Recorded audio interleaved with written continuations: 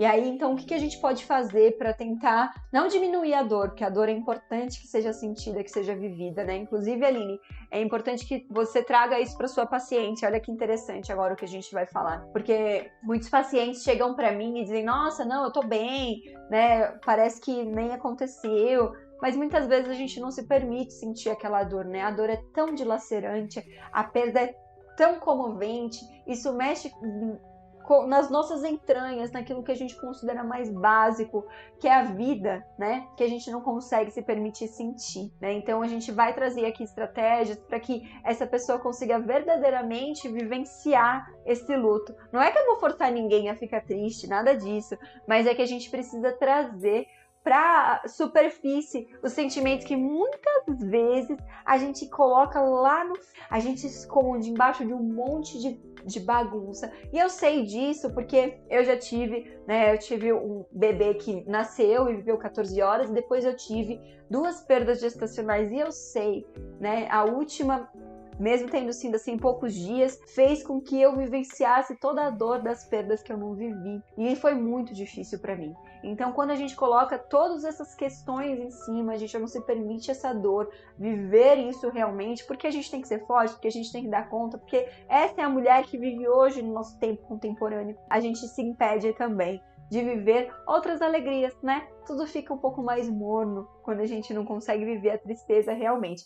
E a gente consegue ver isso muito legal, eu acho muito bom a gente ver naquele filme Divertidamente, em que a alegria, a felicidade só tem sentido a partir do momento que a tristeza é reconhecida, né? E isso tem tudo a ver também com o luto, né? Bom, e uma coisa que a gente escuta muito das pacientes e que muitas vezes até eu vou confessar que eu também já fiz, né? Eu já vivi isso. É falar assim, não, mas isso vai passar, né? Você vai conseguir de novo, né? A gente vai continuar tentando. Qualquer palavra nesse sentido faz com que a gente pareça que aquela vida que foi perdida não valia nada. Quando a gente tenta dar um próximo passo, entregar um novo caminho para nossa paciente, pode parecer que a gente está invalidando esse sentimento. E eu sei que, obviamente, essa não era a sua intenção, né? A sua intenção era a melhor possível, né? Todos nós temos boas intenções, sobretudo em momentos tão difíceis como esse, que é fazer com que aquela dor ela seja aliviada, né? Mas o caminho correto pode ser aquele em que você tem menos ações, né? Em que você coloca o seu ouvido à disposição, oferecer os seus sentimentos, perguntar, bom, tem algo que eu possa te ajudar nesse momento? Tem algo que eu possa fazer por você, né? Que vá te ajudar? E se a pessoa estiver ali falando sobre si, né? Legal que a gente evite falar muito da gente, mesmo que a gente tenha ali bons exemplos e boas situações que podem parecer que vão ali estimular o nosso paciente. A gente, claro, pode trazer algumas coisas desse sentido, mas nunca de comparar a dor. Nossa, mas também fulano, né? Imagine fulano que perdeu um filho de tantos anos, né? Como foi difícil para ele, né? Então, assim, são vários sentimentos que podem se confundir e às vezes a gente pode ter um passo um pouco mais incorreto. Cada um vai ter o seu tempo de viver o luto, né? E isso deve ser acolhido. Pode ser que uma mulher leve ali 15 dias para superar isso, né? Enfim, viver aquilo intensamente.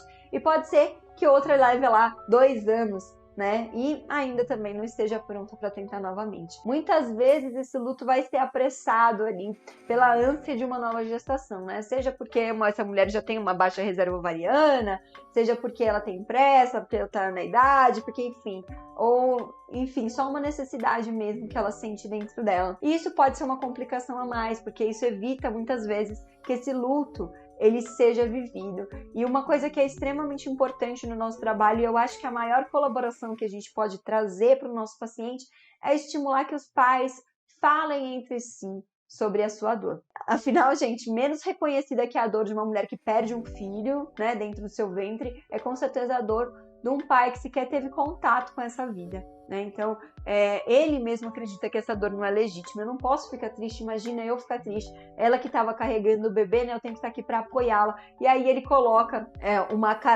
uma armadura, né?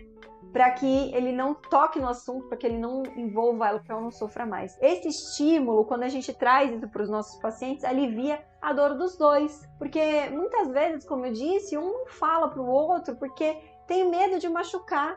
ao mesmo tempo que esse silêncio é o que dói mais. Muitas vezes a mulher acredita que, bom, se ele não tá falando disso, eu acho que ele não se importou muito. Eu acho que ele não ligou muito para essa perda.